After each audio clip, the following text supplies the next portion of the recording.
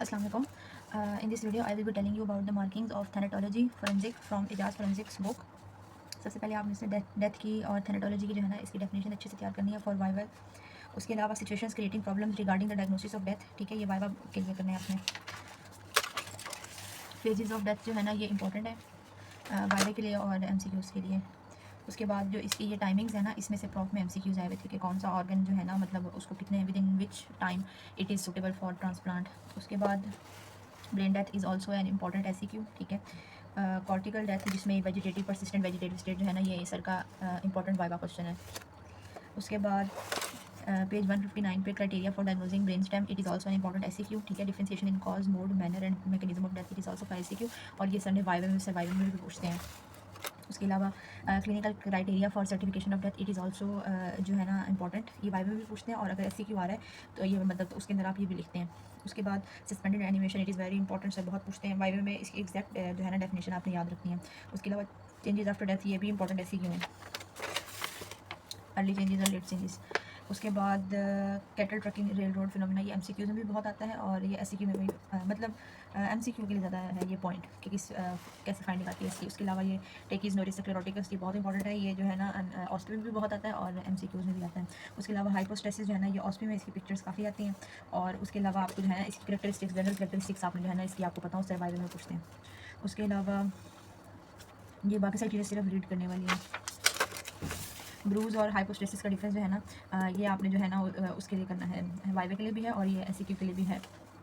उसके अलावा medico significance इस चैप्टर में हर चीज़ की वेरी इंपॉर्टेंट है। हाइपोस्टेसिस हो गई, आ गई ये रेगर मोर्टिस हो गया, जो इस तरह के टॉपिक्स हैं ना इन सबकी मेडिको सिग्निफिकेंस बहुत इंपॉर्टेंट है एससीक्यू के लिए भी और ऑस्पी के लिए भी। बीबीसीज ये ऑस्पी में बहुत आता है और इसमें आपको ना एमसीक्यूज़ के लिए भी आपने करना है। और ये हाइपोस्टेसिस के जो वेरियस कलर्स हैं ना ये बहुत इंपॉर्टेंट है, इसमें बहुत से एमसीक्यूज़ आता है कि किस कलर का हाइपोस्टेसिस किस में आ रहा है, ये आपको यहाँ जनरल मतलब इसमें भी करना है, और आपने जो आगे आप टॉक्सिकोलॉजी करेंगे ना उसमें भी है, ये उस पॉइंट ऑफ व्यू से भी इंपॉर्टेंट है। रेगर मोर्टिस वेरी इंपॉर्टेंट, इसके आपने जो है ना फुल अच्छे से तैयार करना है, cadaveric spasm versus Regar mortis very important. और उसके अलावा इसकी जो है ना कि एक सेकंड, रेगर मोर्टिस होता कैसे है इसके अंदर, हाँ वो इसमें है, physiochemical basis for development of rigor mortis, ये प्रोफेसिक्यू है। उसके अलावा डिफरेंशियल डायग्नोसिस जो ये बताए हुए ना ये भी बहुत इंपॉर्टेंट है, स्टैंड अप एससीक्यू है ये। उसके अलावा मसल कॉन्ट्रैक्शन चेंजेस कौन कौन से होते हैं, प्राइमरी रिलैक्सेशन, कैडावेरिक रिजिडिटी या रेगर मोर्टिस, और तीसरा है सेकेंडरी फ्लेसिडिटी, ये प्रॉप में एससीक्यू है 2021 का। उसके बाद ये हीट स्टिफनिंग और कोल्ड स्टिफनिंग जो है ना इसमें से एमसीक्यूज भी बहुत आते हैं। चौथा इसमें पॉइंट आपने ऐड कर लेना प्यूट्रीफैक्शन का। Stages of rigor mortis very important. उसके बाद एल्गर मोर्टिस जो है ना इसके बाद सिर्फ आपने एमसीक्यूज़ के लिए करना है। और जो ये प्लेटियम है ना ये इसमें से एक क्वेश्चन आता है कि why it is sigmoid and not linear shape, तो इसका आपको रीज़न पता होना चाहिए, because body is composed of different tissues of different densities. और दूसरा है कि surface cooling and inner tissue cooling both occur at different rates. Cooling curve का आपको ना पता होना चाहिए, ऑप्शन भी आ सकता है, कैडेवरिक स्पाज्म की पिक्चर्स जो है ना ये आती है ऑस्पी में, और ये फैक्टर्स अफेक्टिंग रेगर मोर्टिस, ये वेरी इंपॉर्टेंट वाइवा क्वेश्चन है, इसमें आर्सेनिक पॉइजनिंग वाला ज़्यादा स्पेसिफिकली है। उसके अलावा ये एससीक्यू में भी आ सकता है। उसके बाद आपने इनको जो है ना टेम्परेचर्स जो इसके बताए हैं ना इनको आपने रीड कर लेना, और दूसरा ये एमसीक्यूज़ में आता है कि कौन सा मतलब बेस्ट मेथड है और कहाँ पे कितना डिफरेंस आ रहा है। उसके बाद पोस्टमार्टम कैलोरिसिटी, इसको जो है ना आपने एमसीक्यूज़ के लिए करना है, अकरेंस जो है ना ये सर्वाइवल में पूछते हैं, वाइवा क्वेश्चन है। प्यूट्रीफैक्शन वेरी इंपॉर्टेंट यूनिवर्सिटी क्वेश्चन, ठीक है, इसको आपने फुल अच्छे से तैयार करना है। इसके प्रोसेस इन्वॉल्व प्रॉफ 2023 का एससीक्यू है, इसमें आपने दोनों बताने हैं, और इसमें जो बैक्टीरिया का बताया है ना वो भी इंपॉर्टेंट है ये, और ये मार्बलिंग वेरी इंपॉर्टेंट, ये ऑस्मी में भी आती है, सर्वाइवल में भी बहुत पूछते हैं। और इसकी जो स्टेजेस ऑफ डिकम्पोजिशन है ना ये स्टैंडर्ड 2025 का एससीक्यू है, यानी कि इसमें आपने तरतीब से जो इसमें बताया मैंने कि पहले ग्रीनिश डिस्कलोरेशन होगी, उसके बाद मार्बलिंग होगी, उसके बाद स्किन स्लिप होगा, उसके बाद ब्लिस्टरिंग होगी, और उसके बाद गैसेस फॉर्मेशन होगी, तो यहाँ पे तरतीब से याद करना है। उसके बाद factors affecting putrefaction, external factors internal factors, इसकी आप जो है ना वो स्क्रीनशॉट ले लें, ये it is an important SCQ. उसके बाद स्टेजेस ऑफ प्यूट्रीफैक्शन जो है ना ये भी वेरी इंपॉर्टेंट है, ये जो है ना 2025 के स्टैंडअप में वेरी इंपॉर्टेंट एससीक्यू है, इसकी मैं पिक्चर शेयर कर दूँगी। उसके बाद फैक्टर्स अफेक्टिंग प्यूट्रीफैक्शन, ये मैंने बता दी, वेरी इंपॉर्टेंट है। मैसीरेशन ये वाइवा के और एमसीक्यू के लिए बहुत इंपॉर्टेंट है, स्पॉल्डिंग साइन का आपको अच्छे से पता होना चाहिए, कैस्पर्स डिक्टम से बहुत पूछते हैं वाइवा में भी, और ये एमसीक्यू के लिए भी है।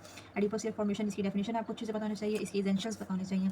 ममिफिकेशन की डेफिनेशन करनी है आपने, और एम्बामिंग की भी, इनकी सारी पिक्चर्स आपने जो है ना ध्यान से करनी है, उसमें आती हैं।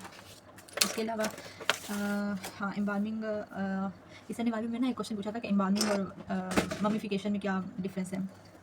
उसके अलावा बायोकेमिकल चेंजेस आफ्टर डेथ, इनको जो है ना आपने थोड़ा सा शॉर्ट लिस्ट करके कर लें, लेकिन ये आपने मतलब जो है ना तैयार करना है, बायोकेमिकल चेंजेस ऑफ डेथ। उसके अलावा ये Raigar mortise Elgar mortise and decomposition of termination of time since death, इसका आपको कंसेप्ट अच्छे से पता होना चाहिए। इसमें से जो है ना वो आते हैं एमसीक्यूज आते हैं। उसके बाद ये estimation of time since death with reference to rigor mortis, या इस तरह से ये एससीक्यू है, ये स्टैंड अप का एससीक्यू है इंपॉर्टेंट। उसके बाद इसके जो पैरामीटर्स हैं ये भी पास पेपर एससीक्यू है ये वाले। उसके बाद फोरेंसिक एंटोमोलॉजी की डेफिनेशन पता होनी चाहिए, ये सिर्फ एमसीक्यूज के लिए करनी है।